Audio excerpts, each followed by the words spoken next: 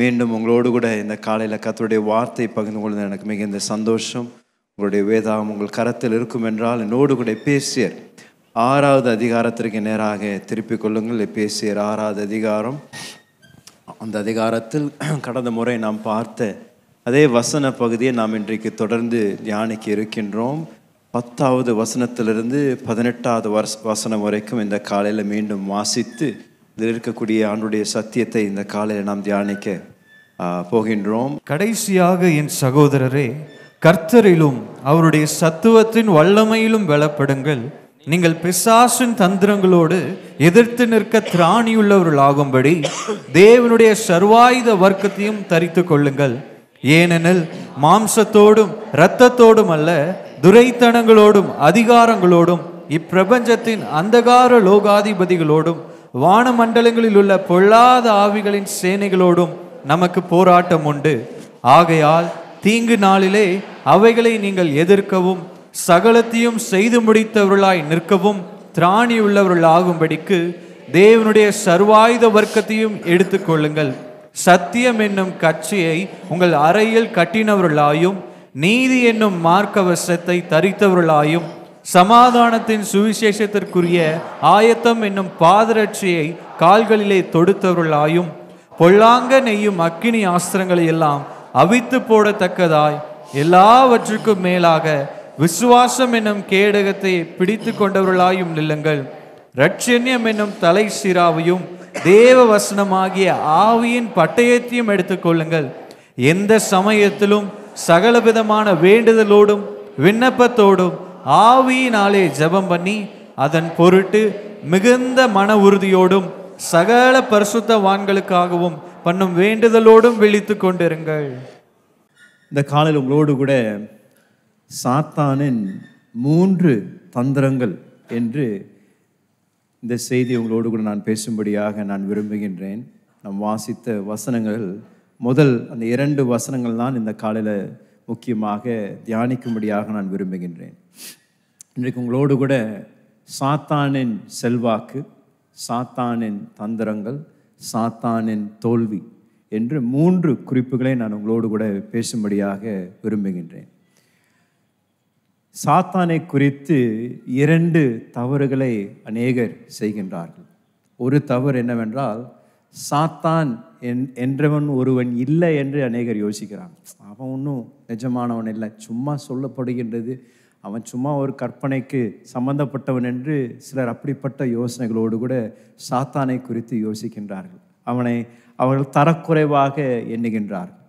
இன்னொரு தவறான ஒரு மனப்பான்மை என்னவென்றால், அவனை தான் எல்லாற்றுக்கும் பழி சுமப்பது, சாத்தான் மேலே ரொம்ப ஓவராக எல்லாவற்றையும் சிந்திப்பது, எல்லாம் வாழ்க்கையில் எந்த ஒரு பிரச்சனை வந்தாலும் அது சாத்தான் தான் சொல்லி ஒரு பக்கம் அவனை குறித்து தரக்குறைவாக நினைப்பது, இன்னொரு பக்கம் அவன் தான் எல்லாத்துக்கும் காரணம் என்று யோசிப்பது. 2க்கும் நடுவில் இருக்கிறது தான் சமநிலையான ஒரு அபிப்பிராயம். அதுதான் வேதத்தில் நாம் பார்க்கக்கூடிய சத்தியம். வேதத்தில் சாத்தானை குறித்து ஆண்டவருடைய வார்த்தைகள் என்ன எச்சரிக்கையாக நமக்கு போதிக்கின்றது என்பதை நாம் கவனித்து அதற்கு நாம் கவனம் செலுத்தி அதில் நாம் எச்சரிக்கையாக இருக்கும் பொழுது ஆண்டவர் நமக்கு நிச்சயமாக அவருடைய தந்திரங்களிலிருந்து நமக்கு வெற்றியை தருவார். இப்படியாக ஒரு மனிதன் ஒரு கல்லூரியில் போதிக்கக்கூடிய ஒரு மனிதன் சாத்தானை குறித்து சொன்ன காரியம் என்னன்னா, சாத்தான் இன்றைக்கு எல்லா இடங்களிலும் அவன் செயல்பட்டு கொண்டிருக்கின்றான். அவனுடைய கரங்களின் தாக்கத்தை எல்லா இடத்திலும் நாம் பார்க்கின்றோம். ஆனால் சாத்தான் மறைவில் இருந்து இதை செய்து கொண்டிருக்கின்றான். யாரும் அவனை பார்ப்பதில்லை, அவனை குறித்து சிந்திப்பதில்லை. ஆனாலும் அவன் மறைமுகமாக இன்றைக்கு உலகத்தை ஆட்டி படைத்து கொண்டிருக்கின்றான் என்று ஒரு கல்லூரியில் போதிக்கின்ற ஒரு மனிதன் இப்படியாக ஒரு ரீசர்ச் பேப்பரை ரிலீஸ் பண்ணான். இன்றைக்கு தேவ வார்த்தையிலும் நாம் பார்க்கக்கூடிய சத்தியம் 2 கொரிந்தியர் 4ஆம் அதிகாரத்தில் 4வது வசனத்திலும் ஆண்டவருடைய வார்த்தையில் எச்சரிக்கையாக சொல்லப்படுகின்றது.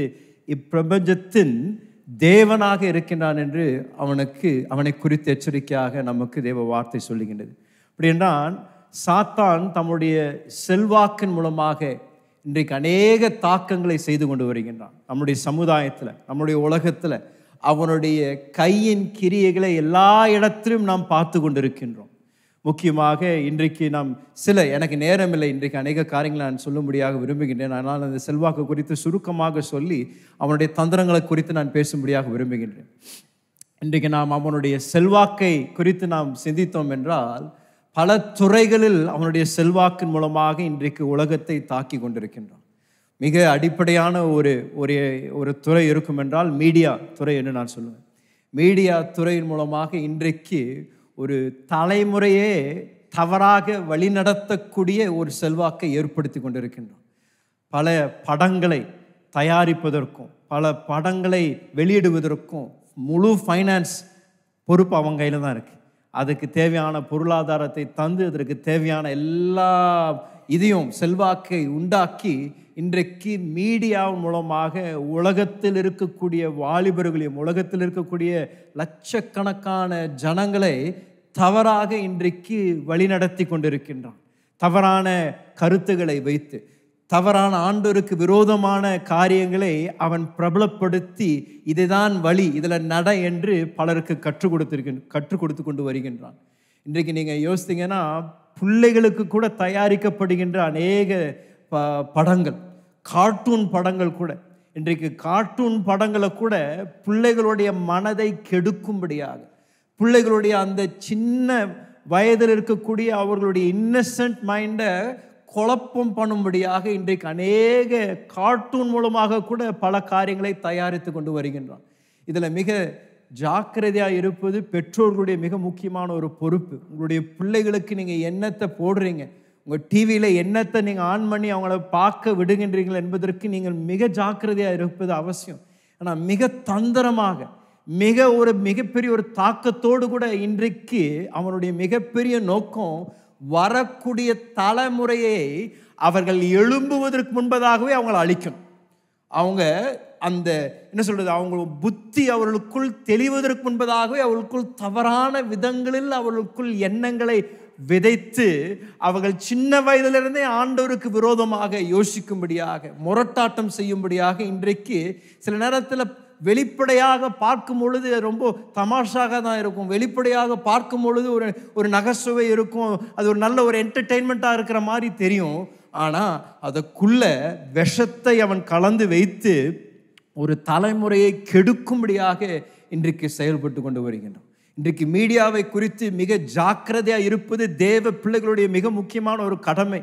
அதுவும் நீங்கள் ஆண்டவர் உங்கள் கரத்தில் பிள்ளைகளை தந்திருந்தார்கள் என்றால், ஆண்டவர் உங்கள் கரத்தில் பிள்ளைகளை கொடுத்து வளர்க்கும்படியான பொறுப்பை தந்திருந்தாங்கன்னா அதை குறித்து நீங்கள் அஜாக்கிரதையாக இருந்து விடாதீர்கள். பிள்ளைகளை வளர்ப்பது தேவன் உங்களுக்கு தந்திருக்கின்ற ஒரு பிரதான ஒரு மிகப்பெரிய ஒரு பொறுப்பு. அதற்கு தேவன் உங்களிடத்துல கணக்கு கேட்பார். அதனால் நீங்கள் சும்மா ஃப்ரீயாக இருக்கணுன்றதுக்காக ஒரு யூடியூப்பில் ஏதாவது அவனை கண்டதை போட்டுக்கிட்டு அல்ல டிவியில் கண்டதை போட்டுட்டு அவங்க சும்மா என்னை நச்சிக்கிட்டே இருக்கிறாங்கனால அவங்க குவைட்டாக இருக்கணுன்றதுக்காக கண்டதை போட்டு அவங்களுடைய சிறிய மனதை சாத்தான் கெடுக்க நீங்கள் அனுமதி கொடுக்கக்கூடாது. இன்றைக்கு மீடியா மூலமாக மிகப்பெரிய செல்வாக்கை அவன் இன்றைக்கு உலகத்தில் உண்டு பண்ணி கொண்டு வருகின்றான். இன்னொரு விதத்தில் அவன் என்ன செய்து கொண்டிருக்கான்னா, எஜுகேஷன், படிப்பின் மூலமாக கூட இன்றைக்கு அவன் செல்வாக்கு ஏற்படுத்தி கொண்டிருக்கின்றான். இன்றைக்கு பள்ளிக்கூடத்தில், கல்லூரியில், இன்றைக்கு நம்மளுடைய உலகத்தில் பிள்ளைகளுக்கும் மாணவர்களுக்கும் கற்றுக் கொடுக்கப்படுகின்ற அநேக காரியங்கள் வேத சத்தியத்திற்கு எதிர்மறையான காரியங்கள், வேத சத்தியத்திற்கு எதிரான காரியங்களை இன்றைக்கு உலகமெங்கும் கற்றுக்கொண்டு வருகின்றார்கள் மாணவர்கள். அவர்கள் நம்மளுடைய என்ன சொல்றது, ஜெண்டரை குறித்து தவறான சத்தியங்களை கற்றுக் கொடுக்கின்றான், ஹோமோசெக்சுவாலிட்டி குறித்து தவறான சத்தியங்களை கற்றுக் கொடுக்கின்றான், ஆண்டவருடைய சிருஷ்டிப்பின் தன்மையை குறித்து தவறாக கற்றுக் கொடுக்கிறான். இன்றைக்கு நாம் ஜாக்கிரதையா இல்லாவிட்டால் இன்றைக்கு நீங்கள் பள்ளிக்கூடத்திற்கு பல லட்சங்களை நீங்கள் செலவு செய்து உங்கள் பிள்ளைகளை அனுப்பி வைக்கிறீர்கள். அவளுக்கு என்னத்தை கற்றுக் கொடுக்குறாங்க என்று நீங்கள் கவனிப்பது அவசியம். அந்த சயின்ஸ் கிளாஸில் என்ன சொல்லிக் கொடுக்குறாங்க நீங்கள் கேளுங்க. அந்த பயாலஜி கிளாஸில் என்ன சொல்லிக் கொடுக்குறாங்க என்று பிள்ளைகிட்ட கேள்வி கேளுங்க. ஏன்னா ஆண்டவருடைய சத்தியத்திற்கு எதிர்மறையான காரியங்கள் கற்றுக் கொடுக்கப்படும் பொழுது உங்களுடைய வேலையும் என்னுடைய வேலையும் அந்த திருத்தணும். தேவ வார்த்தையின்படி அது சரியில்லை தம்பி, அது சரியில்லைப்பா, இது உனக்கு சொல்லிக் கொடுத்தவங்க உலகத்திற்கு சேர்ந்தவங்க, அவர்கள் சொல்லிக் கொடுப்பது நம்முடைய சத்தியத்திற்கு அப்பாற்பட்டு சொல்லிக் கொடுக்குறாங்க. பாரு, வேதத்தில் இதுதான் எழுதியிருக்கின்றது, தேவ சத்தியம் இதுதான் நமக்கு போதிக்கின்றது, நாம் வேதத்தை விசுவாசிக்கின்றோம், தேவ வார்த்தை விசுவாசிக்கணும் என்று இன்றைக்கு ஆண்டவருடைய பிள்ளைகள், குடும்பங்கள் இதில் மிக ஜாக்கிரதையாக இருப்பது அவசியம். மேற்கத்திய நாட்டில், அமெரிக்கா தேசத்திலும், யூரோப்பும், எல்லா இடங்களிலும் இன்றைக்கு அநேக குடும்பங்களில் இன்றைக்கு வளரக்கூடிய பிள்ளைகளுக்கு இந்த அடிப்படையான வேத சத்தியத்தை குறித்து சாத்தான் பல காரியங்களை அவங்களுக்கு போதித்து விஷமாக ஏற்றி ஆண்டவருக்கு விரோதமாக சிந்திக்கக்கூடிய ஒரு தலைமுறையை அவன் எழுப்பி கொண்டிருக்கின்றான். அவனுடைய செல்வாக்கு இன்றைக்கு அதிகமாக பரவி கொண்டிருக்கின்றது. அவனுடைய வார்த்தையில் நமக்கு எச்சரிக்கையாக கொடுக்கப்படுகின்றது. 1 யோவான் 5ஆம் அதிகாரம் 19வது வசனத்தில் அங்க வாசிங்களேன். 1 யோவான் 5:19, நாம் தேவனால் உண்டாயிருக்கிறோம் என்றும் உலகம் முழுவதும் பொல்லாங்கனுக்குள் கிடக்கிறது என்றும் அறிந்திருக்கிறோம். உலகம் முழுவதும் பொல்லாப்புக்குள் கிடக்கிறது என்று கிடக்கின்றது என்று நாம் அறிந்திருக்கிறோம். அப்படின்னா இன்றைக்கு நாம் இதில் ஜாக்கிரதையா இருப்பது அவசியம். உலகம் எங்கும் இன்றைக்கு சாத்தான் ஆளுகை செய்து கொண்டு அவனுடைய செல்வாக்கின் மூலமாக அவன் தேவனுக்கு விரோதமாக ஒரு ஜனக்கூட்டத்தை எழுப்பும்படியாக மிக தீவிரமாக அவன் பிரயாசம் எடுத்துக்கொண்டிருக்கின்றான். இதில் தேவ பிள்ளைகள் ஜாக்கிரதையாக இருப்பது அவசியம். அவன் மீடியா மாத்திரமில்லை, எஜுகேஷன் மாத்திரமில்லை, பொலிட்டிக்கல் இன்ஃப்ளூயன்ஸும் அவனுக்கு அதிகம் உண்டு. அது சரிதான் பாஸ்டர், நீங்கள் சொல்லலாம். நம்ம தேசத்தில் எங்கே பார்த்தாலும் இன்றைக்கு இந்த அரசியல் ரீதியில் கூட ஒரு மிகப்பெரிய யுத்தங்களுக்கு அவன் தான் காரணம், சலசலப்புக்கு அவன் தான் காரணம், தேசங்கள் மோதுவதற்கு அவன் தான் காரணம். என் ஆண்டவர் இடத்துல வந்த பொழுதே அவன் ஆண்டவரை மத்திய 4ஆம் அதிகாரத்தில் அவன் ஆண்டவரை பார்த்து, அவன் நீங்கள் என்னுடைய பாதத்தில் விழுந்து என்னை நீங்கள் வணங்கிட்டீங்கன்னா நான் உங்களுக்கு ராஜ்யங்களை தந்துடுறேன்றான். அப்படின்னா எப்படி இவனுக்கு கொடுக்குறதுக்கு என்ன அதிகாரம் இருக்கு? அப்படின்னா இந்த நேரத்தில் அவனுக்கு ராஜ்யங்களை ஆளுகை செய்யும்படியான ஒரு அதிகாரம் அவன் கையில் இருக்கின்றது. இப்படிப்பட்ட செல்வாக்கின் மூலமாக, அரசியல் செல்வாக்கின் மூலமாக இன்றைக்கு தேசங்களை கெடுத்து கொண்டிருக்கின்றான். தேசங்களுக்குள்ள பல தீவிரமான வேலைகளை செய்து அழிவை கொண்டு வருவதற்கு பிரயாசப்பட்டு கொண்டிருக்கின்றான்.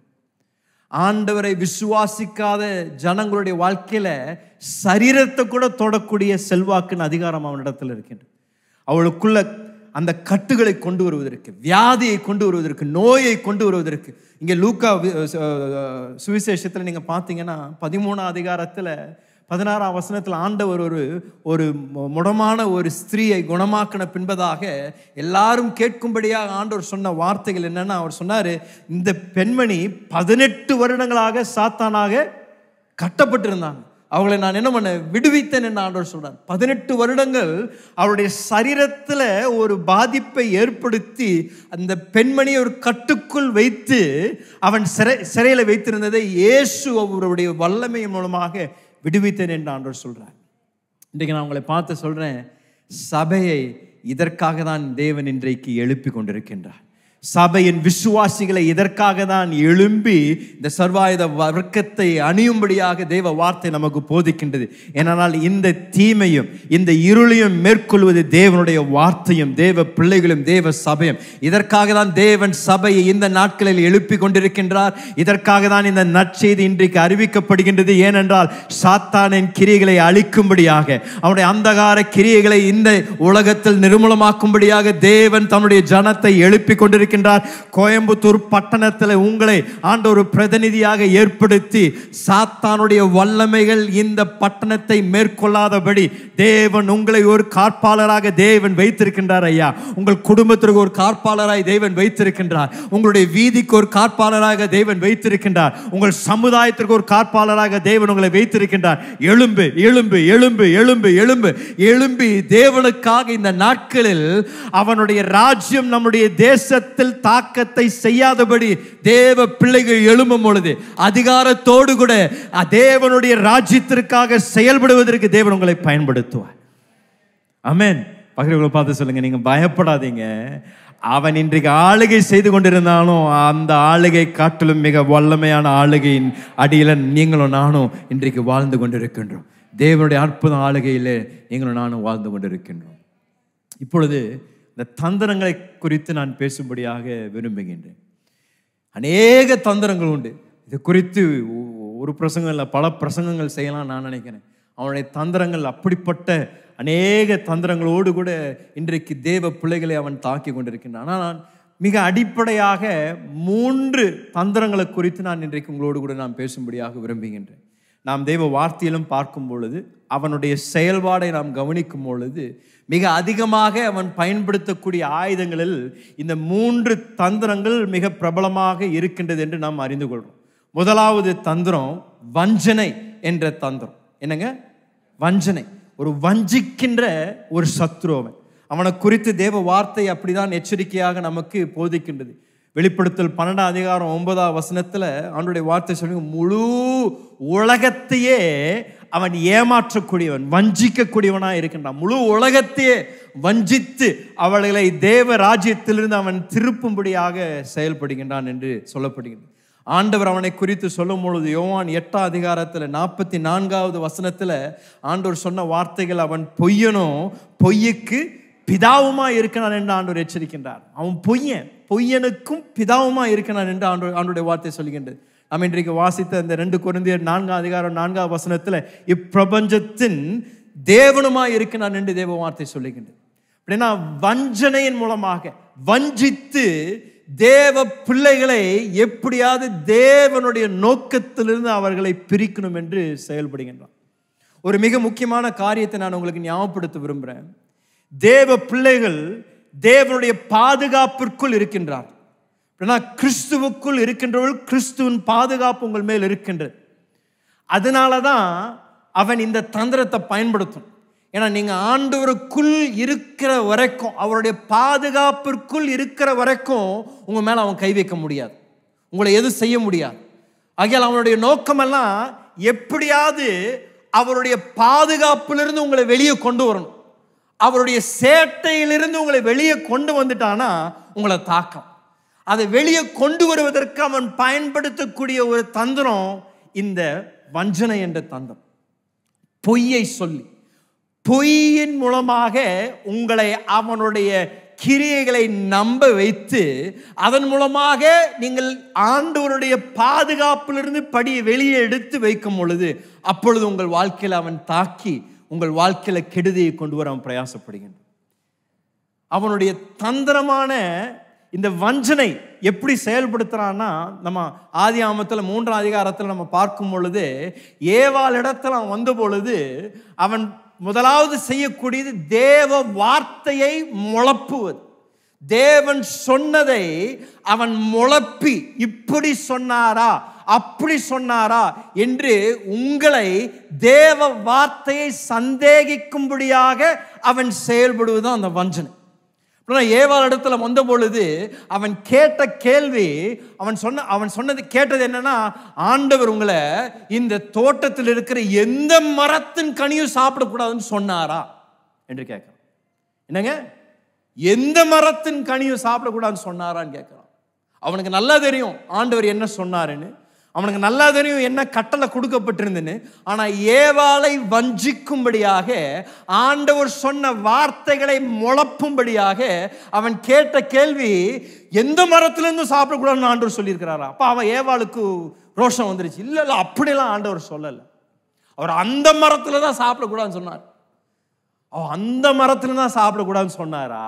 அப்படின்னா ஏன் சொன்னாருன்னா, நீ சாப்பிட்டீங்கன்னா அவரோட பெரிய ஆளாயிருவேன் என்று அவருடைய வார்த்தையை எடுத்து, அவர் கொடுத்த கட்டளையை எடுத்து அதை முழப்பி, அது அந்த பெண்ணுக்கு சாதகமாக, அவளுடைய காதுக்கு கேட்க இனிமையாக ஒரு வார்த்தையாக மாற்றி, அதன் மூலமாக வஞ்சித்து அவளை பாவத்தில் ஒழுக செய்ததை ஆதியாகமத்திலே அவனுடைய தந்திரத்தை நாம் தெளிவாக பார்க்கின்றோம்.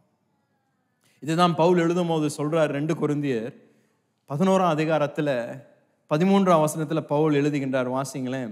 அப்படிப்பட்டவர்கள் கள்ள அப்போஸ்தலர்கள், கபடமுள்ள வேலையாட்கள், கிறிஸ்துவனுடைய அப்போஸ்தலரின் வேஷத்தை தரித்து கொண்டவர்களாய் இருக்கிறார்கள். அடுத்த வசனமா தமிழ்ல என்ன 12 13 வருதுங்களா?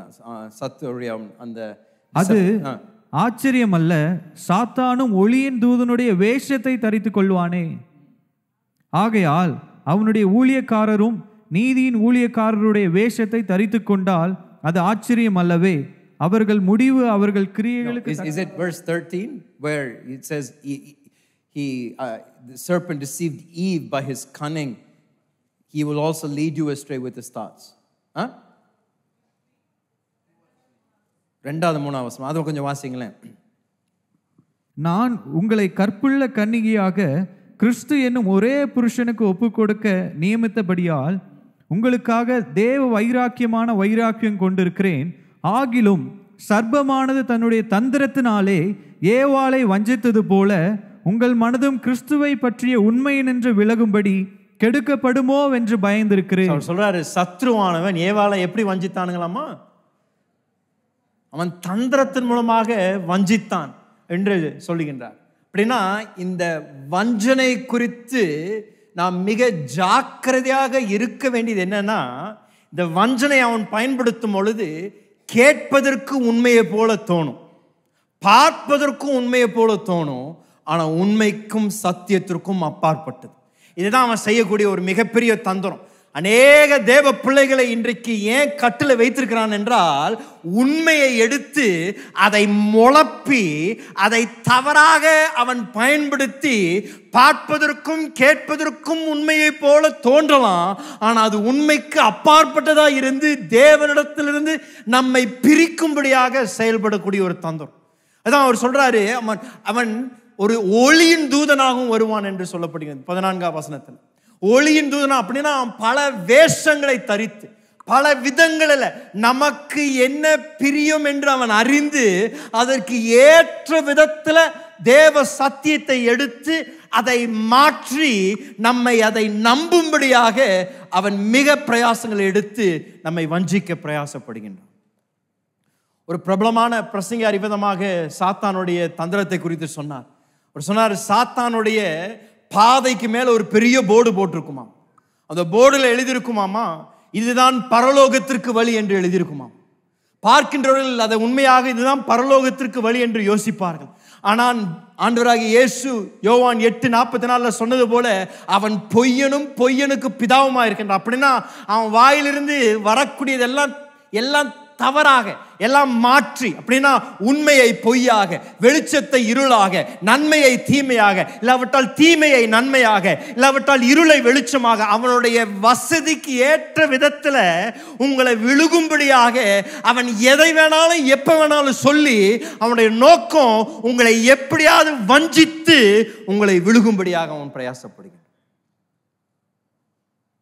ஏன் அநேக நேரத்தில் நம் பாவத்தில் விழுகிறோம்னா இந்த வஞ்சனையின் மூலமாக தான். நம்மளை வஞ்சித்து நம்மளை ஏமாற்றி நம்ம அதை செய்யணும்னு விரும்பல, ஆனா அவனுடைய தந்திரம், இந்த வஞ்சனையின் தந்திரம் அவ்வளோ ஒரு மிக வல்லமையான ஒரு தந்திரம். நம்ம அவன் சொல்லக்கூடிய வார்த்தைகளுக்கு செவி கொடுத்தோம்னா அவனுடைய பிடியில நம்ம சிக்கிக்கொள்கின்றோம். அவன் சொல்லுவான், உங்களிடத்துல நீங்க இந்த பாவத்தை செய்யும்படியாக நீங்க பாவத்தில் விழுந்த பிறகு அவன் கூட சொல்லுவான், இது ஒன்றும் பெரிய விஷயம் இல்லை, எல்லாரும் தான் செய்யறாங்க, இது ஒரு உன்னுடைய தனிப்பட்ட உன்னுடைய சொந்த போராட்டம்பா, இதெல்லாம் மற்றவங்கள்ட்டெல்லாம் நீ சொல்லணும்னு அவசியம் இல்லை, நீ போராடி நீ ஜெயிச்சுக்க, நீ ஜெயிச்சிருவ, இது ஒன்றும் பெரிய ஒரு பாவம் இல்லை, நீ எப்போ வேணாலும் இதை விட்டுடலாம், நீ விரும்பும் பொழுது நீ எப்போ வேணாலும் இந்த பாவத்திலிருந்து விடுதலை பெற்றுடலாம், இது ஒன்றும் பெரிய ஒரு காரியம் இல்லை, எல்லாரும் தான் செய்யறாங்க, எல்லாரும் தான் இப்படிப்பட்ட ஆபாசமான படங்களை பார்க்கறாங்க, நீயும் பாரு, ஒன்றும் பிரச்சனை.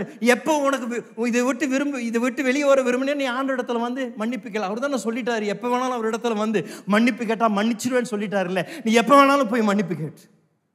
எல்லாரும் தான் ஏமாத்துறாங்க, அதனால நீ ஏமாத்துறதுனால என்ன தப்பு? எல்லாரும் தான் ஊழல் பண்றாங்க, நீயும் ஊழல் பண்றதுனால என்ன தப்பு? எல்லாரும் தான் கணக்கை மாத்தி எழுதுறாங்க, நீயும் பண்ணு என்று அவனுடைய சௌகரியத்திற்கு ஏற்ற விதத்தில் அந்த உண்மையை தவறாக அவன் மாற்றி நம்மை பாவத்தில் விழுகும்படியாக அவன் செய்கின்றான். அப்படின்னா அவன் செய்யக்கூடியது பாவத்தின் இன்பத்தை மிகப்படுத்தி பாவத்தின் விளைவை குறைப்படுத்துகின்றான்.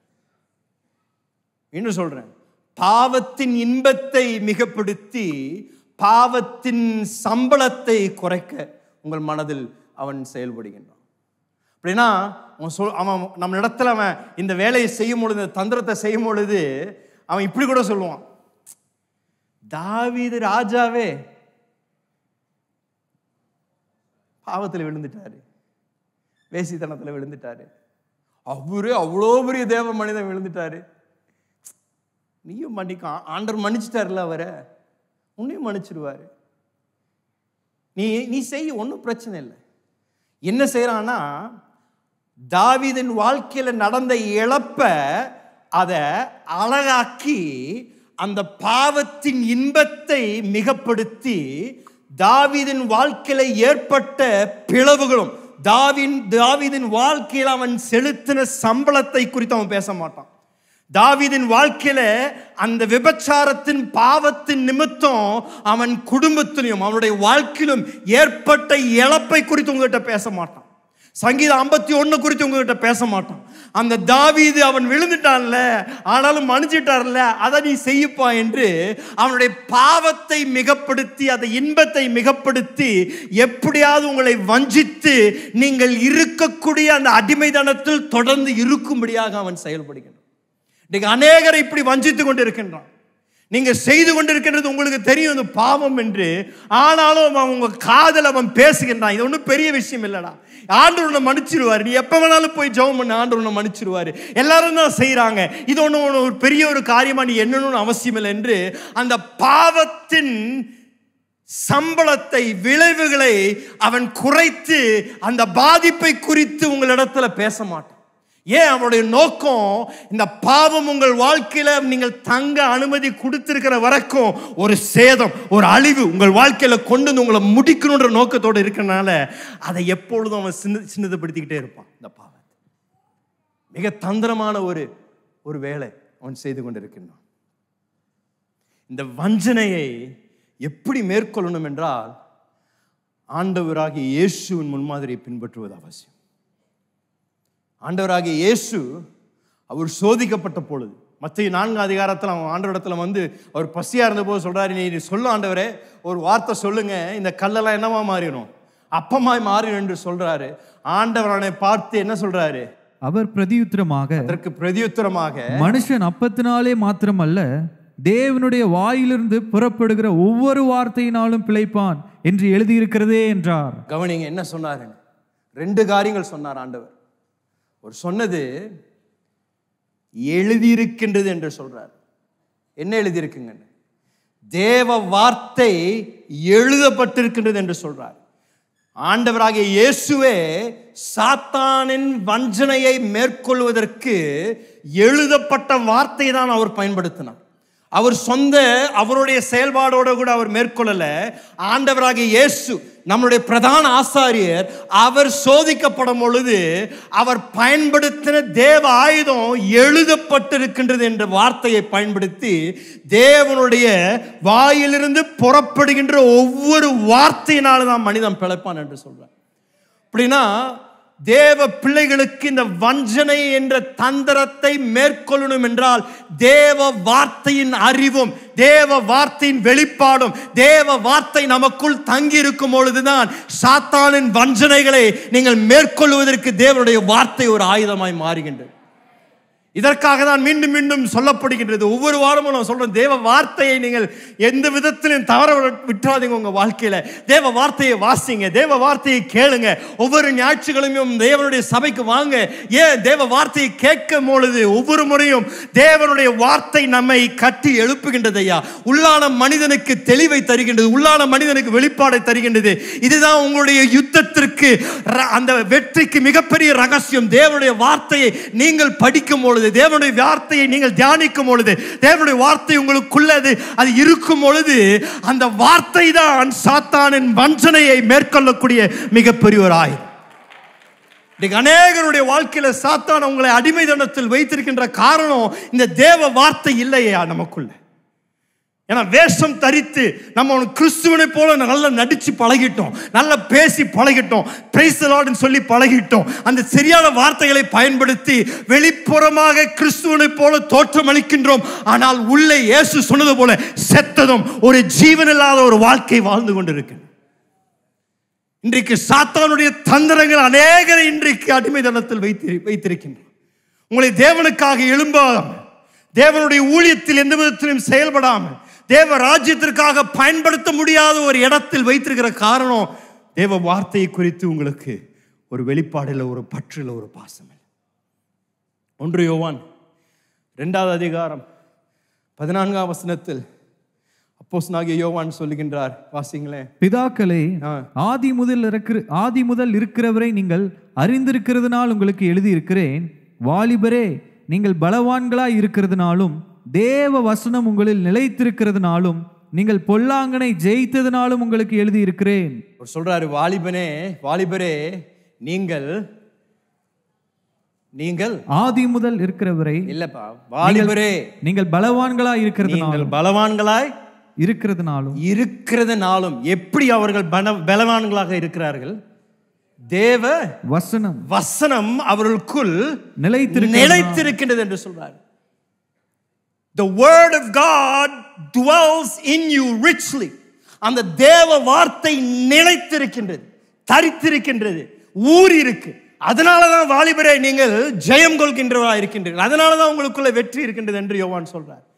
இன்னைக்கு நான் உங்களை பார்த்து சொல்றேன், இந்த நாட்களில் சாத்தானின் இந்த வஞ்சனையின் தந்திரத்தை மேற்கொள்ளக்கூடிய மிக விலையேறப்பெற்ற வல்லமுள்ள ஒரு ஆயுதம் தேவ வார்த்தையா. இதை நீங்க சும்மா வாசித்தா போதும். இதை வாசிக்க வாசிக்க வாசிக்க உங்க உள்ளான மனிதனை பரிசுத்தாவியானவர் கட்டி எழுப்புறார். அந்த வார்த்தை ஒரு மிகப்பெரிய கூர்மையுள்ள தேவனுடைய ஒரு ஆயுதமாய் உங்கள் வாழ்க்கையில மாறி அவன் வரும் பொழுது இயேசுவை போல நீங்களும் எழுப்பி சொல்லலாம், எழுதியிருக்கின்றதே, மனிதன் அப்பத்தினாலும் மாத்திரம் பிழைப்பதில்லை, தேவனுடைய வாயிலிருந்து புறப்படுகின்ற ஒவ்வொரு வார்த்தையினாலும் அவன் பிழைப்பான் என்று சொல்லக்கூடிய அதிகாரத்தை தேவன் உங்களுக்கு தருவார்.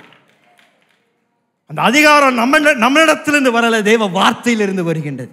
நம்முடைய சொந்த விருப்பத்தினாலும், நம்முடைய சொந்த முயற்சினாலும், நம்முடைய சொந்த அந்த பல்ல கடிச்சு எப்படியாவது அவனை மேற்கொள்ளணும் என்று நீங்க எவ்வளவு தூரம் நீங்க செயல்பட்டாலும் அவன் வல்லமையான ஒரு சத்துரு. அவனை மேற்கொள்வதற்கு கொடுக்கப்பட்டிருக்கின்ற ஆயுதம் தேவ வார்த்தை தான்.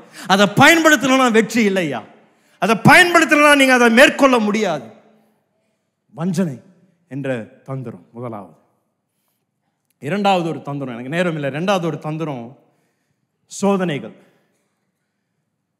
நீங்க கேட்கலாம், பாஸ் என்ன சோதனைன்றது எல்லாத்துக்கும் தெரிஞ்சது தானே, அது ஒரு தந்திரமா என்று கேட்கலாம். நான் உங்களுக்கு சொல்றேன் பாருங்களேன்.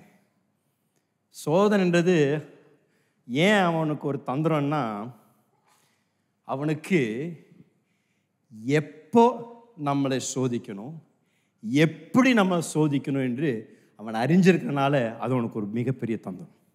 என்னங்க, சோதனையை எப்போ நம்மை சோதிக்கணும், எப்படி நம்ம சோதிக்கணும் தெரிஞ்சிருக்கிறான்ல, அதுதான் தந்திரம். ஏன்னா எல்லாரும் நம்ம பலனுள்ளதாக இருக்கும் பொழுது சோதிச்சிட்டான்னா எல்லாரும் மேற்கொண்டுடலாம். ஆனால் அவனுடைய நேரம் இருக்கல, எப்போ சோதிக்கணுன்ற அவன் நேரத்தை வச்சிருக்கான். 1944 வருடத்தில் 2வது மகா உலக யுத்தத்தில் ஹிட்லர் உலகத்தை ஜெயித்து கொண்டிருந்தான். உலகத்தையே ஆட்டி படைக்கக்கூடிய ஒரு சூழ்நிலை காணப்பட்டது. இங்கிலாந்து தேசம் நடுங்கி கொண்டிருந்தது. பிரான்ஸ் தேசத்தை அவன் மேற்கொண்டுட்டான். அமெரிக்க தேசமும் இங்கிலாந்தும் பிரான்சும் ஆகிய இந்த 3 நாடுகளும் சேர்ந்து ஹிட்லருக்கு எதிராக அவர்கள் திட்டம் செய்தார். இது பேட்டில் ஆஃப் நார்மண்டி என்று இன்றைக்கும் பிரபலமாக சரித்திரத்தில் காணப்படுகின்ற ஒரு மிகப்பெரிய யுத்தம். அன்றைக்கு அவர்கள் வெற்றி பெற்றதற்கு காரணம் ஒரு சுவாரஸ்யமான ஒரு காரணத்தினால தான் இங்கிலாந்தும் பிரான்சும் அமெரிக்காவும் வெற்றி பெற்றார்கள் ஹிட்லர் மேலே. ஏன்னா ஹிட்லருக்கு அன்றைக்கு 1944 வருடத்தில் அவனுக்கு எல்லா மற்ற தேசங்களை காட்டிலும் பீரங்கி வண்டிகள் அதிகமாக இருந்தது, விமானங்கள் அதிகமாக இருந்தது. அவன் எல்லா விதத்திலையும் மற்ற தேசங்களை காட்டிலும் மிக வல்லமையுள்ளவனாய் மாறிவிட்டான். யூரோப்பா கண்டத்தை மாத்திரமல்ல, உலகத்தையே ஆளுகை செய்யக்கூடிய ஒரு கட்டத்தில் காணப்பட்ட ஒரு மனிதன். ஆனால் ஆண்டவருடைய கிருபையினால இங்கிலாந்து தேசமும் தேவனுக்கு பயப்படுகின்ற தேசமும் அமெரிக்கா தேசமும் தேவனுக்கு பயப்படுகின்றது. இதெல்லாம் ஒன்றாய் சேரும் பொழுது அவர்கள் நார்மண்டி என்ற இடத்தில் அந்த இராணுவம் பாளையம் இறங்குது. திடீரென்று அவனுக்கு தெரியாம ரகசியமா பாளையம் இறங்குறாங்க. ஆனா என்ன நடந்ததுன்னா, இது இங்கிலாந்து தேசத்துக்கும் அமெரிக்கா தேசத்துக்கும் தெரியல, அப்புறம் தான் தெரிய வந்தது. அவங்க இறங்குற நேரம் அப்ப பார்த்து ஹிட்லர் டெய்லி ஒரு குறிப்பிட்ட நேரத்தில் போய் தூங்குவாராம். தூக்கம் அவன் ராத்திரியெல்லாம் தூக்கம் வராது அவருக்கு. இல்லை ஒரு குறிப்பான நேரத்தில் 11 மணியோ 12 மணிக்கு நடுவில் அவர் போய் ஒரு அரை மணி நேரம் 1 மணி நேரம் போய் தூங்கிட்டு வருவாராம். அவர் தூங்கும் பொழுது யாரும் அவரை டிஸ்டர்ப் பண்ணக்கூடாது. அவர் தூங்கும் போது என்ன பண்ணக்கூடாதுங்க, டிஸ்டர்ப் பண்ணக்கூடாது. ஸோ இந்த 3 தேசங்களும் இந்த நார்மண்டியில் பாளையம் இறங்கின பொழுது ஹிட்லர் தூங்கிட்டு இருந்தார். ஹிட்லர் தூங்கிட்டு இருந்த பொழுது ஹிட்லருடைய இராணுவத்திற்கு இந்த செய்தி வந்த உடனே அங்கே இருந்த ஜெனரலும் கமாண்டரும் நடுங்கிறாங்க. நீ சொல்றியா நான் சொல்லட்டுமா, நீ சொல்றியா நான் சொல்லட்டுமா. அவர் தூங்கிட்டு இருக்கிறாரு, கதவை தட்டுறதுக்கு நடுங்கினாங்க. அவரை எழுப்பிட்டா முடிஞ்சது கதைன்னு சொல்லி அவர் அரை மணி நேரம் தூங்கணுன்றக்காக இவங்க வெளியே கதவு வெளியில காத்துட்டு இருந்தாங்க. காத்துட்டு இருந்த அரை மணி நேரத்தில் அவர்கள் இந்த 3 தேசங்களும் சேர்ந்து ஹிட்லருடைய ராஜ்யத்தை அவர்கள் கவிழ்த்து விட்டாங்க. சாத்தான் இப்படிதாங்க என்ன செயல்படுறான். எப்போ உங்களை அடிக்கணும் அவனுக்கு தெரியும், எப்போ உங்களை சோதிக்கணும் என்று அவனுக்கு தெரியும்.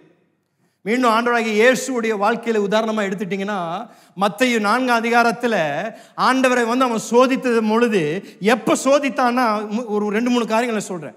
3 அதிகாரத்தை நீங்க வாசித்தீங்கன்னா ஆண்டவராகிய இயேசு என்ன பண்றாருங்க, ஞானஸ்நானம் எடுக்கிறார். ஞானஸ்நானம் எடுக்கும் பொழுது பிதாவாகிய தேவன் வானத்தை திறந்து அவர் அங்க கம்பீரமாக சொல்றார், இது என்னுடைய குமாரன், அவர் மேல் நான் மிக பிரியமாக இருக்கிறேன் என்று சொல்றார் ஆண்டவராகிய தேவன். அப்படின்னா ஆண்டவருடைய இயேசுவின் வாழ்க்கையில அவருடைய ஆவிக்குரிய ரீதியில் ஒரு உச்சக்கட்ட நிலையில் இருந்த பொழுது அதை அவர் அடைந்த உடனே ஒரு சோதனை வருது.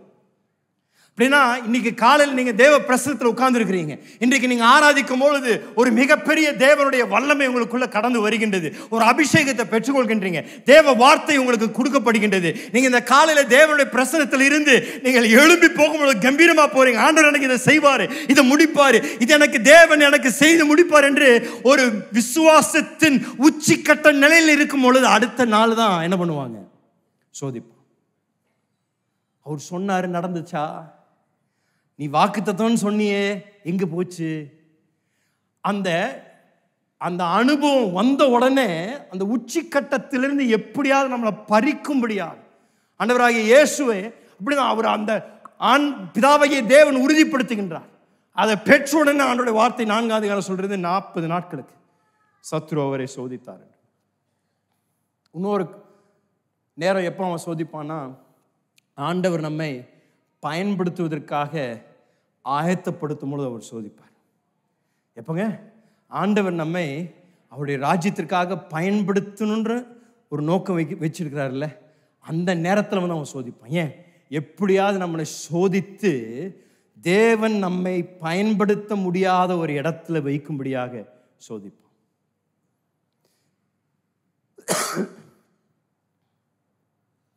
இல்லைன்னா ஒரு தீர்மானம் எடுக்கிறீங்கன்னு வைங்களேன், நாளையிலேருந்து நான் 5 மணிக்கு காலையில் எழும்பி நான் பைபிள் வாசிக்க போகிறேன், நாளையிலிருந்து நான் நடு முழங்காலில் நின்று ஜெபிக்க போகிறேன், பாஸ்டர் சொல்லிட்டாரு, ஆண்டவர் என்னோடு பேசிட்டார், நாளையிலிருந்து செய்கிறேன் என்று நீங்கள் தீர்மானம் பண்ணிட்டீங்க. படுக்க போகிறீங்க. படுக்க போகும்பொழுது அன்னைக்கு ராத்திரி தான் உங்கள் ஜன்னலிருந்து கொசு கொசுவாக வந்து ராத்திரியெல்லாம் கடிச்சு உங்களை ராத்திரியெல்லாம் தூங்க விடாம, ராத்திரியெல்லாம் ஒரே கோமம், கொசு என்ன விட்ட மாட்டேன், தூங்க விட மாட்டேன், ஐயோ. அப்புறம் ஒரு 3 மணி வருமா, சரி இன்னைக்கு வேண்டாம், நாளைக்கு பண்ணிக்கிறேன். ஏன்னா ராத்திரியெல்லாம் தூங்கலை. எப்படி ஆண்டவர் புரிஞ்சுப்பார். என்ன பண்ணுறாங்க? உங்களை சோதிக்கிறான். நீங்கள் எடுத்த தீர்மானத்தை அவன் நீங்கள் நிறைவேற்ற முடியாதபடி உங்களை சோதிக்கிறான். இது தேவனுடைய ராஜ்யத்துக்கு உட்பட்ட என்ன தீர்மானமாக இருக்கட்டும், ஆண்டவருக்காக நான் இதை கொடுக்குறேன்னு சொல்லுங்க, அந்த மாசம் பார்த்து ஹாஸ்பிட்டல் பில் மேல ஹாஸ்பிட்டல் பில் தான். ஆண்டவருக்காக நான் இதை செய்யறேன்னு சொல்லி சொல்லுங்க, அந்த மாசம் பார்த்து உங்களுடைய பாஸ் உங்களுக்கு புது புது ப்ராஜெக்டா தருவார். உங்க நேரத்தை எப்படியாவது, அவனுடைய தந்திரம் இதுதான், அவனுடைய தந்திரம். நீங்க எப்பொழுது ஒரு தீர்மானத்தை எடுக்கிறீங்களோ, இதை செய்யணும்னு தீர்மானம் எடுக்கிறீங்களோ, அந்த நேரத்தை பார்த்து அந்த தீர்மானத்தை தேவ ராஜ்யத்திற்கு நிறைவு செய்ய முடியாதபடி உங்களை சோதிக்க ஆரம்பிக்கும். நீங்கள் தனியாக இருக்கும் பொழுது, சோர்ந்து போய் இருக்கும் பொழுது, பலவீனமாக இருக்கும் பொழுது அவன் உங்களை சோதிப்பான். ஒரு பிரசங்கியார் இப்படியாக ஆங்கில வார்த்தையை பயன்படுத்தி, ஹால்ட் என்ற வார்த்தையை ஒரு ஆக்ரனிமாக பயன்படுத்தி அவர் சொன்னார், இந்த ஹால்ட் என்ற வார்த்தையின்படி அவன் உங்களை சோதிப்பான். ஹால்ட் என்ற வார்த்தைக்கு அவர் கொடுத்த அர்த்தம் என்னன்னா, ஹெச்சுக்கு என்ன சொன்னார்னா ஹங்கிரி, ஏக்கு ஆங்கிரி, எல்லுக்கு லோன்லி, டீக்கு டயர்ட். 4 காரியங்கள்: ஹங்கிரி, ஆங்கிரி, லோன்லி, டயர்ட். இந்த 4 காரியங்கள் வழியாக நீங்க போகும்பொழுது கட்டாயம் அவன் உங்களை சோதிப்பான். நீங்க எதிர்பார்க்க. ஏன்? அவனுடைய வேலையே நம்ம பலனா இருக்கும் பொழுது சோதிக்க மாட்டான், நம்ம பலவீனமா இருக்கும் பொழுது, நம்ம எல்லாரோடு கூட இருக்கும்போது சோதிக்க மாட்டான், தனிமையா இருக்கும்போது சோதிப்பான். தேவை இருக்குல்ல, திடீர்னு ஒரு தேவை வரும், உங்க வீட்டில் ஒரு பயங்கர பெரிய பொருளாதார தேவை வரும், அப்போ உங்களை வந்து சோதிப்பான்.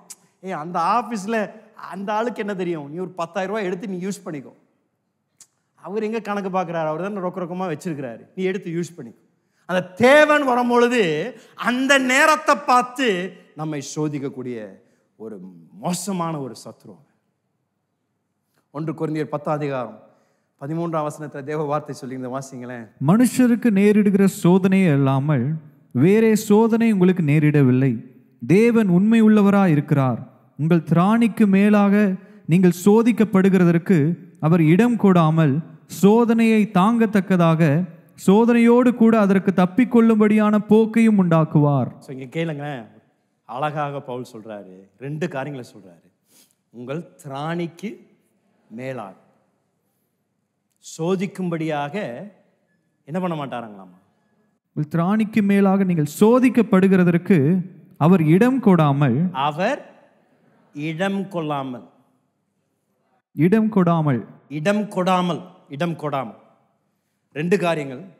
உங்கள் திராணிக்கு மிஞ்சி அவர் சோதிக்க அவனுக்கு இடம் கொடுக்க மாட்டார். அப்படின்னா உங்கள் மேல ஆண்டவர் எப்பொழுதும் கவனமா இருக்கிறாரு. அவருக்கு தெரியும். பேதுரு கூட பார்த்து சொன்னார், பேதுரு சத்ருவனை சோதிக்க திட்டம் வச்சிருக்கான், ஆனால் அவனுக்காக ஜெபிக்கிறேன் பேதுருன்றாரு. அதே போல ஆண்டவர் நம்மளே பார்த்து சொல்றாரு, நாளைக்கு உன்னை சோதிக்க அவன் வரான், ஆனால் உனக்காக நான் ஜெபிச்சுட்டு இருக்கிறேன்.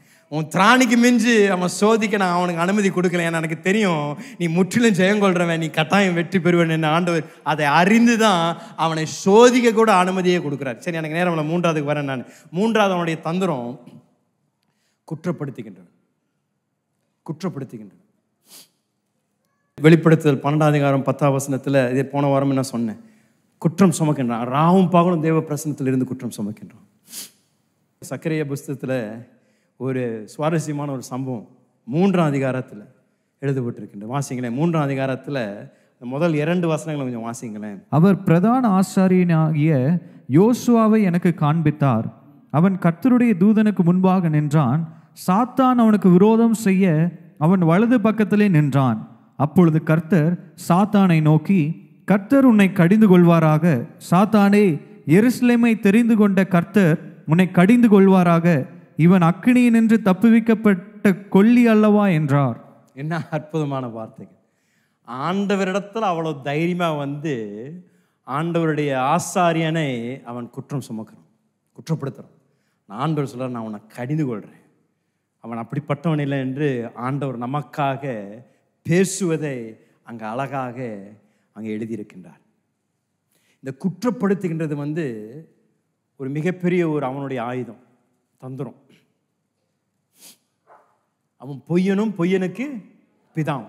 ஸோ இப்போ யோசித்து பாருங்க, உங்களை பாவத்தில் விழுக செய்யும்படியாக அவன் என்ன பண்ணுறான்னா, பாவத்தின் சம்பளத்தை குறைத்து பாவத்தின் இன்பத்தை மிகப்படுத்துறான். பாவத்தில் விழுகிறதுக்கு முன்னாடி.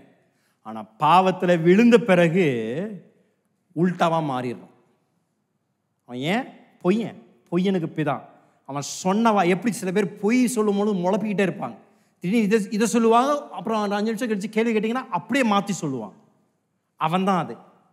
அவன் உங்களை விழுகும்படியாக செய்தவன் அவன் தான். நீங்கள் விழுகிறதுக்கு முன்னாடி இது ஒன்றும் பெரிய விஷயம் இல்லைடா, நீ செய்துக்கோ, இது ஒன்றும் பிரச்சனை இல்லை, ஆண்டவர் உன்னை மன்னிச்சிருவாரு, ஆண்டவர் இதெல்லாம் பெருசாக எடுத்துக்க மாட்டார் என்று உங்களை எப்படியாவது வஞ்சித்து விழுக செய்கிறான். விழுந்த பிறகு போச்சுடா, முடிஞ்சுது, கதை முடிஞ்சுது, நீ ஒன்றுத்துக்கு உதவாதவன், ஆண்டவர் உன்னை பயன்படுத்த முடியாது.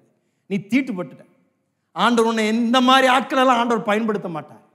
இப்படிப்பட்ட பாவத்தில் விழுந்தவங்களாம் வாழ்க்கையை முடிஞ்சது என்று விழுக செய்தவன் அவன் வார்த்தைகளை மாற்றி, நீங்கள் விழுந்த நிமித்தம் அவன் வார்த்தைகள் மூலமாக உங்களை சோர்வடைய செய்து, அவனுடைய நோக்கம், இந்த தந்திரத்தின் மிகப்பெரிய நோக்கம் என்னன்னா, இந்த குற்றத்தை சுமக்கிற நிமித்தம் உங்கள் மேல ஒரு சோர்வு உண்டாகி மீண்டும் எழுந்திருக்கின்ற ஒரு உங்களுக்குள்ள ஒரு விருப்பமே இல்லாதபடி உங்களுக்குள்ள சோர்வு கொண்டு வரும். உங்களுக்குள்ள அவன் இப்படிப்பட்ட சிந்தனைகளை கொண்டு வருவான். எவ்வளவு தூரம் நீ ட்ரை பண்ணிட்ட பத்தியா, ஒவ்வொரு முறையும் நீ தோத்துட்டல்ல, இனி எழுந்து என்ன பிரயோஜனம், இனி திரும்பி இதுல செயல்பட்டு என்ன பிரயோஜனம், நீ திருப்பி இதே இடத்துக்கு தான் வரப்போற, திருப்பி இதே இடத்துல தான் விழுக போற, திருப்பி இதே தான் நடக்க போகுது, அப்புறம் ஏன் ட்ரை பண்ற, ஏன் நீ இதுக்கு முயற்சி பண்ற, இங்கே இருடா, இதுலயே இரு, ஏன் இதுக்காக கஷ்டப்படுற, உன்னால ஜெயிக்க முடியாது, உன்னால மேற்கொள்ள முடியாது என்று உங்களுக்குள்ள இந்த குற்ற உணர்வை கொண்டு வந்து, குற்றத்தை கொண்டு வந்து அவங்களை எப்படியாவது சோர்வடைய செய்து எழும்ப முடியாத மாதிரி அவங்களை உட்கார வச்சிருவான். இன்றைக்கு அப்படிப்பட்ட அநேக அடிமைத்தனத்தில் வச்சிருக்கிறான். உங்கள் மேல குற்றம் சுமத்தி உங்களால் இதை செய்ய முடியாது, இதுல இருந்து விடுதலை பெற முடியாது, இதுல தான் இருப்பீங்க, வாழ்நாளெல்லாம் இதில் தான் இருப்பீங்க என்று உங்கள் மேலே அவன் குற்றம் சுமத்தி உங்களை இன்றைக்கு சோர்வடைய செய்து ஆண்டவருக்காக எழும்ப முடியாமல் உங்களை பலரை தட்டி வைத்திருக்கிறான். இதில் மிக முக்கியமானது, இந்த குற்ற சாற்றுக்கும் குற்ற உணர்வுக்கும் வித்தியாசத்தை தேவ பிள்ளைகள் அறிந்திருக்கும். ரெண்டு வித்தியாசமான வேலைகள். குற்றம் சுமக்கின்றவன் அவன், குற்ற உணர்வை கொண்டு வருகின்ற ஒரு பரிசுத்தாவியானவன். பரிசுத்தாவியான அந்த குற்ற உணர்வை கொண்டு வரும் பொழுது அது நம்பிக்கைக்காக, விடுதலைக்காக, நம்மளை விடுவிக்கும்படியாக பரிசுத்தாவி நமக்குள் செயல்படுகின்றார். அந்த மெல்லிய சத்தம், பரிசுத்தாவியானே பரவாயில்ல, நீ விழுந்தாலும் எழுந்திரு, எழுந்திரு, எழுந்திரு, விட்டு கொடுக்காத, விட்டு கொடுக்காத, அவனுக்கு விட்டு கொடுக்காத, எவ்வளோ தூரம் அவன் சொன்னாலும் விழுந்துருவேன்னு சொன்னான், நீ எழும்பு என்று உன்னை மீண்டும் உற்சாகப்படுத்தி நம்பிக்கையை கொடுக்கின்றவர் பரிசுத்தாவியான. ஆனால் அவன் உங்கள் காதில் ஊதி, முடியாது, உன்னால் மேற்கொள்ள முடியாது, இதில் தான் கடப்ப என்று அந்த பொய்யை நம்பும்படியாக, அந்த பொய்யை நிமித்தம் சோர்வடையும் செய்யும்படியாக அவன் செய்கின்றான். ஒரு தேவதாசன் இப்படியாக சொன்னார், சாத்தான் உங்களுடைய கடந்த நாட்களில் ஏற்பட்ட பாவங்களை குறித்து உங்களுக்கு ஞாபகப்படுத்தும் பொழுது அவனை பார்த்து வருங்காலத்தில் அவனுக்கு நடக்கக்கூடிய சம்பவத்தை அவனுக்கு ஞாபகப்படுத்துங்கள் என்று சொன்னான்.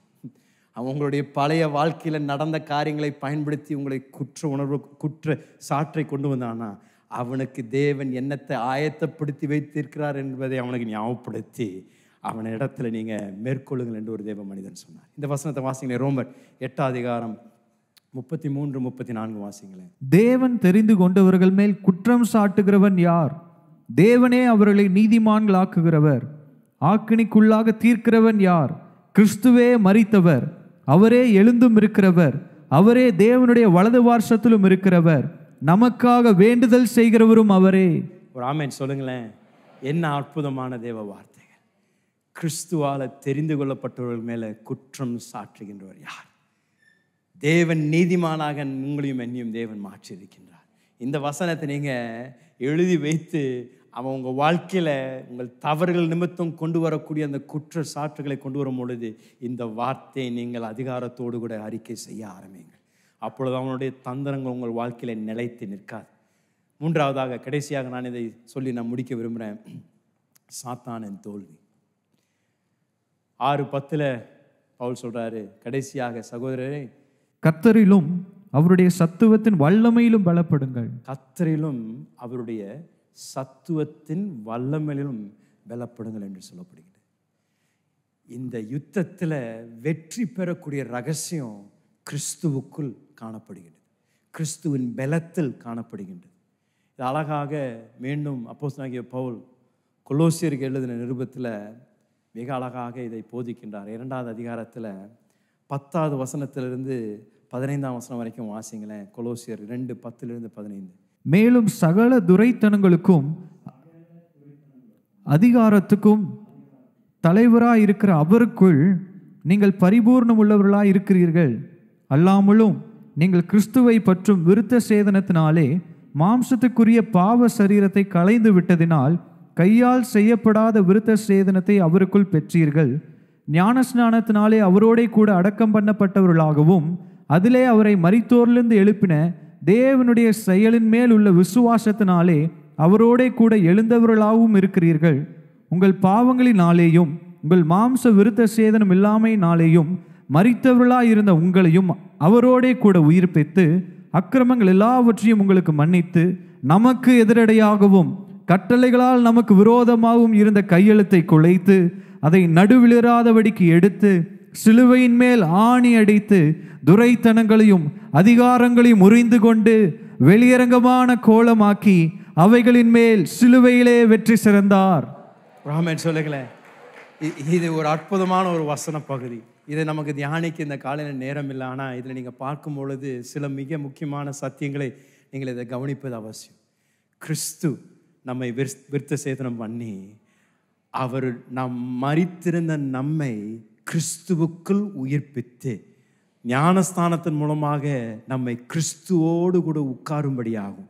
நம்மேல் எழுதப்பட்டிருந்த கையெழுத்துக்களை குலைத்து அவனுடைய எல்லா அந்தகார சக்திகளை நிர்மூலமாக்கி நம்மை விடுதலையாக்கினார் என்று தேவ வார்த்தை சொல்லுகிறது. என்ன ஒரு அற்புதமான தேவ வார்த்தை. நீங்களும் நானும் பாவத்தில் இருந்தோம், மூழ்கி இருந்தோம். ஆனால் இயேசு வந்து நம்மை பாவத்திலிருந்து தூக்கி மரித்திருந்த நம்மை கிறிஸ்துவுக்குள் உயிர்ப்பிக்கும்படியாக பிதாவாகிய தேவன் செய்து கிறிஸ்துவுக்குள் உயிர்ப்பிக்கப்பட்ட பின்பதாக ஞானஸ்தானத்தின் மூலமாக ஒரு உடன்படிக்கையும் செய்து நீங்களும் நானும் அவருக்கு சொந்தம், அவர் நமக்கு சொந்தம் என்று எல்லாரும் அறியத்தக்க விதத்தில் ஆண்டவராகிய இயேசு சிலுவையில் தம்முடைய வேலையை நமக்காக முடித்தார் என்று தேவ வார்த்தை சொல்லுகின்றது. இன்னொரு அற்புதமான ஒரு வசனத்தில் ஆண்டவர் அழகாக விளக்குறாரு என்ன நடக்கின்றது. மத்தேயு 12ஆம் அதிகாரத்தில் ஆண்டவர் இந்த அருமையான ஒரு சின்ன உருவமையை சொல்றாரு. 12ஆம் அதிகாரத்தில் 29ஆம் வசனம் வாசிங்களேன். அன்றியும் பலவானை முந்தி கட்டினால் ஒழிய பலவானுடைய வீட்டுக்குள் ஒருவன் புகுந்து அவன் உடைமைகளை எப்படி கொள்ளையிடக்கூடும்? கட்டினானே ஆகில் அவன் வீட்டை கொள்ளையிடலாம். ஆண்டவர் சொல்றாரு, ஒரு பலவானுடைய வீட்டுக்குள்ள பிரவேசிக்கணும்னா முதலாவது என்ன செய்யணும் என்றால் அந்த பலவான கட்டணும். கட்டண பின்புதான் அந்த வீட்டுக்குள் நீங்கள் பிரவேசிக்க முடியும் என்று ஆண்டவராகிய இயேசு தம்மை குறித்து சொல்றார். அவர் தான் அந்த பலவான். உலக பிரசித்தி பெற்ற காலம் சென்ற சுவிசேஷகர் ரெய்னார்ட் பாங்கே என்றவர் ஒரு அருமையான ஒரு கதையை இந்த வசனத்தின் அடிப்படையில் சொன்னது எனக்கு இன்னும் சின்ன வயதில் கேட்டு ஞாபகம் இருக்கு. அழகாக இதை விளக்கினார். அவர் சொன்னார், ஒரு மனிதன் அவனுடைய வாழ்க்கையில் சாத்தானின் போராட்டம் மிக அதிகமாக இருந்ததாம். ஒவ்வொரு நாளும் பல விதங்களில் அவன் வாழ்க்கையில் தாக்கம் சாத்தான் கொண்டு வந்து மிகுந்து சோர்ந்து போய் அவன் ஆண்டவரிடத்துல ஜெபிக்கிறானாம். ஆண்டவரே இயேசுவே, எனக்கு எப்படியாவது இவனுடைய செயலிருந்து எனக்கு விடுதலை தாங்க என்று அவன் ஜெபிக்கிறான். அவன் ஜெபித்துக்கிட்டே இருக்கான். ஆண்டவரே, எனக்கு எப்படியாவது இந்த சத்ருவன் அந்த தாக்கத்துலேருந்து என்னை விடுவீங்கன்னு சொல்லி ஜெபிக்கும் பொழுது திடீர்னு ஒரு நாளைக்கு காலையில் அவன் வீட்டு கதவுல யாரோ தட்டுனாங்க. அவன் போய் கதவை திறந்த உடனே இயேசு அவன் வீட்டுக்கு முன்னாடி நின்றுட்டு இருந்தாராம். உடனே அவனுக்கு ஒரு பெரிய சந்தோஷம். இயேசுவே, உங்களுக்காக தான் நான் ஜெபிச்சுட்டு இருந்தேன், வாங்க என் வீட்டுக்கு வாங்க என்று இயேசு உள்ள அழைத்து ஆண்டவர் சொன்னார், உன் ஜெபத்தை கேட்டு நான் உன்னோடு கூட இருக்கும்படியாக வந்திருக்கிறேன்ப்பான்னு சொன்னாராம். அவனுக்கு மிக சந்தோஷமாகும். வாங்க ஆண்டவர், என் வீட்டை நான் உங்களுக்கு சுற்றி காமிக்கிறேன்னு சொல்லி மிகப்பெரிய வீடு அவனுக்கு இருந்துதான். ஒவ்வொரு ரூமும் ஆண்டவர், இதுதான் என்னுடைய டைனிங் ரூம், இதுதான் என்னுடைய சிட்டிங் ரூம், இதுதான் என்னுடைய பெட்ரூம் என்று எல்லாம் காமிச்சு, ஆண்டவரே வாங்க மேலே மாடி கூட்டு போகிறோம், அங்கேயும் நிறைய ரூம்ஸ் இருக்குன்னு மேலேயும் கொண்டு போய், ஆண்டவரே இதுதான் என்னுடைய 3rd பெட்ரூம், இதுதான் என்னுடைய 2nd பெட்ரூம், ஆண்டவரே இது உங்களுக்காக நான் ஸ்பெஷலாக செய்திருக்கிற பெட்ரூம் ஆண்டவரேன்னு சொன்னாராம். ஆண்டவர் பார்த்து ரொம்ப சந்தோஷம்ப்பா, ஆண்டவர் உங்களுக்காகவே இந்த பெட்ரூம் வச்சுருக்கேன் வாங்க என்று சொல்லி ஆண்டவர் உள்ளே அழைச்சி கொண்டு போய், இதுதான் உங்கள் பெட்ரூம், நீங்கள் இங்கே தங்கிருங்கன்னு சொன்னாராம். அன்றைக்கு தூங்க போனான். ராத்திரி தூங்க போன பிறகு காலையில் அதிகாலையில் படபடபடன்னு சத்தம், கதவில் தட்டுறாங்க, யாரோ டபடபடபடன்னு தட்டுறாங்க. இவன் எந்திரிச்சோடனே அவனுக்கு ஒரே பயம், போச்சுடா வந்துட்டான் சாத்தான். அவன் காத்திருக்கிறான், ஏதோ நடக்கும் ஆண்டவர் வருவார்னு சொல்லி காத்திருக்கிறான். தட்டு கதவு ஒட்டச்சிட்டு உள்ளே வர மாதிரி தட்டுறோம். உடனே முன்னாடி போய் கதவை திறக்கிறான். சாத்தான் நின்றுருக்கிறான். சாத்தான் ஒரே போராட்டம், அவன் உள்ளே வர முயற்சிக்கிறான், இவன் வெளியே தள்ளுறான். காலையிலேருந்து சாயந்தரம் வரைக்கும் ஒரே குத்து சண்டை தான். அங்கே வாசல்ல இவன் உள்ளே விட மாட்டேன்றான், சாத்தான் அடிக்கிறான், என்னென்னமோ பண்ணுறான். எப்படியோ நாளெல்லாம் போராடி கடைசியில் சாயந்தரம் வரும்போது எப்படியோ கதவை சாத்திடுறான். கதவை சாத்தி மூஞ்செல்லாம் காயம், அப்படியே சோர்ந்து போய் வந்து சிட்டிங்கில் உட்காரான். உட்கார்ந்துருக்கும் பொழுது அவனுக்கு திடீர்னு அப்போ தான் ஒரு யோசனை, அட இயேசு தானே இருக்கிறாரு, எங்கே போனார், ஏன் வரலை எனக்கு உதவி செய்யலை. கோவம் வந்துச்சு அவனுக்கு. படி ஏறி மேலே போய் பெட்ரூம் கதவை தட்டி, என்ன ஆண்டவரே நான் ஜெபிச்சேன், நீங்கள் பதில் கொடுத்து தானே வந்தீங்க, நாளெல்லாம் என்னை போட்டு மொத்துன்னு மொத்தனா, எங்கே போனீங்க என்று ஆண்டவரை பார்த்து கேட்டார். ஆண்டவர் சொன்னாராமா, ஏய் எனக்கு நீ இந்த பெட்ரூம் தானே கொடுத்துருக்குற, நான் பெட்ரூம் விட்டு என்னால் வெளியே வர முடியல அப்படின்னு. அவன் பார்த்து ஆண்டவர்கிட்ட பார்த்து சொன்னேன், சரி நீங்கள் இந்த முழு ஃப்ளோரை எடுத்துக்கோங்க ஆண்டவரே, இதான் உங்களுது எரிச்சிக்கோங்க அப்படின்னு சொல்லிட்டு கீழே வந்தானோ. அடுத்த நாள் சாத்தான் வரான், அதே போராட்டம். காலையிலேருந்து சாயந்தரம் அடி தட்டி ஒன்றும் நடக்கலை. சாயந்தரம் திரும்பி போய் ஆண்டவரோட கூட வாக்குவாதம். ஆண்டவர் சொல்கிறாரே, ஒரு பெட்ரூம்லேருந்து எனக்கு ஒரு ஃப்ளோரை தந்திருக்கிற, மேலேருந்து என்னால் கீழே வர முடியல. நான் உடனே அவனுக்கு வந்தது கோபம்.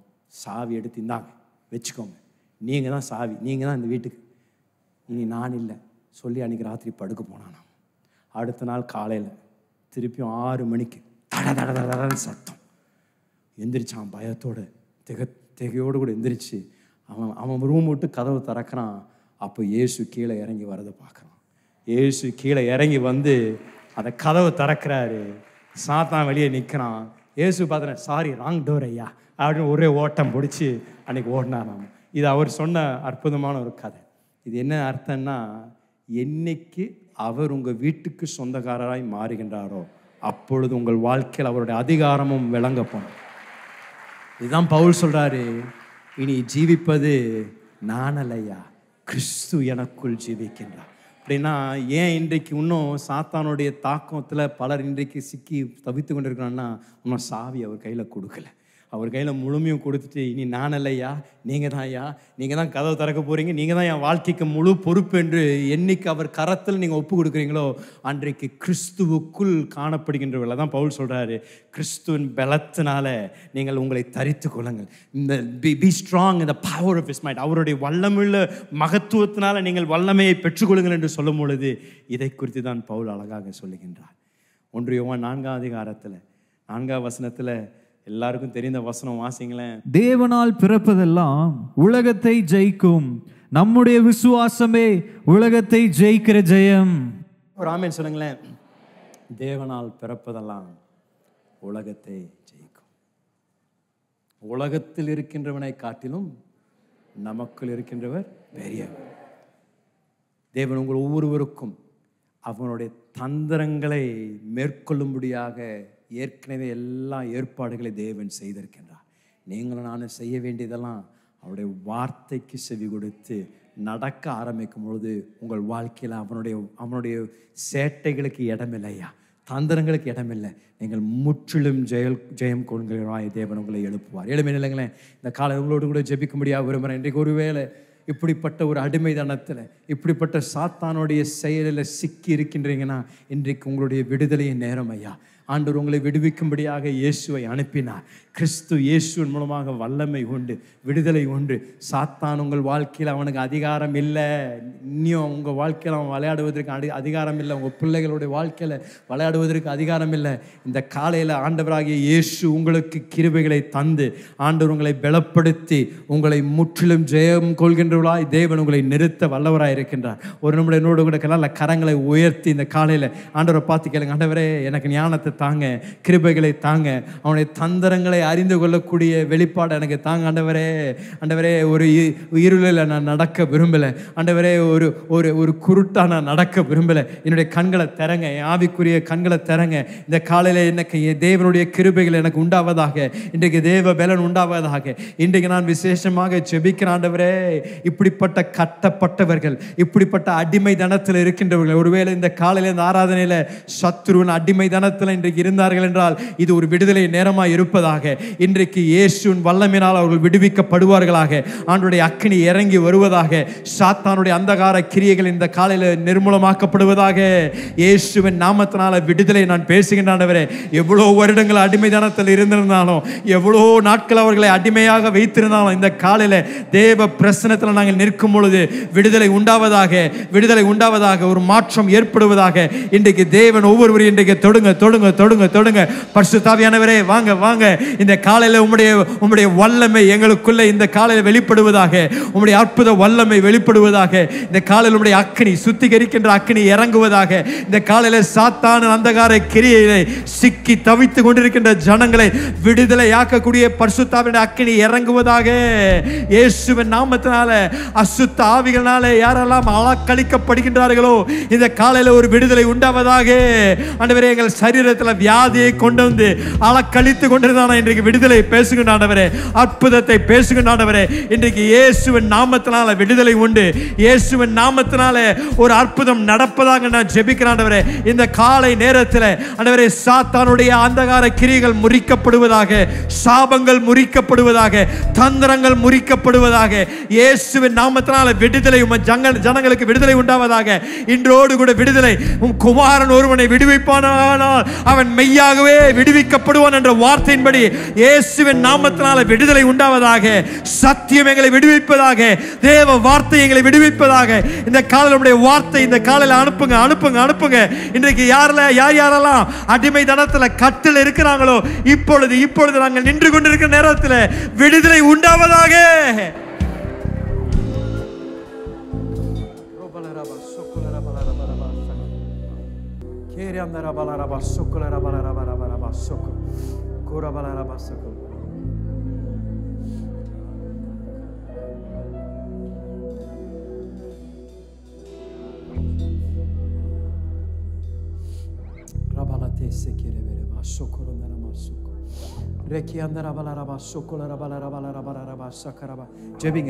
ஜெபிங்க. ஒரு நிமிடம் நல்ல ஜெபிங்க. இந்த காலையில் விடுதலை வருவதாக. இந்த காலையில் சாத்தான் உங்களுடைய வாழ்க்கையில இதுவரைக்கும் கட்டி வைத்திருக்கிறது. இந்த காலையில் விடுதலை. குடும்பத்தின் மேல, வியாபாரத்தின் மேல என்னென்ன சாபங்கள் இருக்கின்றதோ இயேசுவின் வெளியேறப்பெற்ற நாமத்தினால் இந்த காலையில் விடுதலை உண்டாவதாக, வெற்றி உண்டாவதாக, மாற்றம் ஏற்படுவதாக. ரபத்தை கேரே பேர ரபா சொக்கோரோ பல ரபா சக் ரோக்கோரோ பல ரபா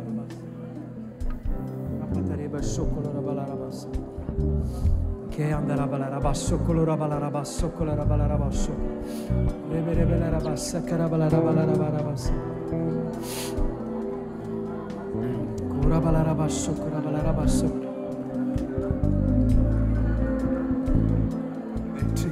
இயேசுவோடு கூட நாங்கள் உயர்ந்த இடங்களில் உட்கார வைக்கப்பட்டிருக்கின்றோம். ஆகையால் நாங்கள் வெற்றியில் நடப்பாண்டவரே. இப்படிப்பட்ட ஒரு வெளிப்பாடு ஒவ்வொரு தேவ பிள்ளைக்கும் இன்றைக்கு கொடுங்கன்னு நான் ஜெபிக்கிறேன் ஆண்டவரே. இயேசுவுக்குள் நாங்கள் காணப்படுவோம். இயேசு எங்களுக்குள் இருப்பாராக. தேவ வார்த்தையினால் நிரப்பப்பட்டவர்களாக இருப்போமாக. சாத்தானின் தந்திரங்களை மேற்கொள்ளக்கூடிய தேவ பலன் எங்களுக்குள்ள காணப்படுவதாக நான் ஜெபிக்கிறேன் ஆண்டவரே. வந்திருக்கின்ற ஒவ்வொருவரும் இந்த காலையில் பலப்படுத்துங்க. உடைய கிருபையினால நிரப்புங்க. உமக்கு நாங்கள் துதி கன மகிமையை செலுத்துகின்றோம். இயேசுவின் வெளியேறப்பட்ட நாமத்தில் ஜெபிக்கின்றோம் பிதாவே. ஆமென். நல்ல கரங்களை தட்டி தேவனுடைய நாமத்தை மகிமைப்படுத்துவோம். ஒருவேளை உங்களுக்கு ஜெபம் தேவையா இருந்ததுன்னா, ஆண்டவராக இயேசு உங்களுடைய வாழ்க்கையில சொந்த இரட்சகராக ஏற்றுக்கொள்ள உங்களுக்குள்ள ஒரு விருப்பம் இருந்ததுன்னா முன்பதாக வாருங்கள். போதர் உங்களுக்காக காத்திருக்கின்றார். உங்களோடு கூட ஜெபிக்கும், உங்களை வழிநடத்தவும் காத்து கொண்டிருக்கின்றார். கர்த்தர் உங்களை ஆசீர்வதிப்பார்.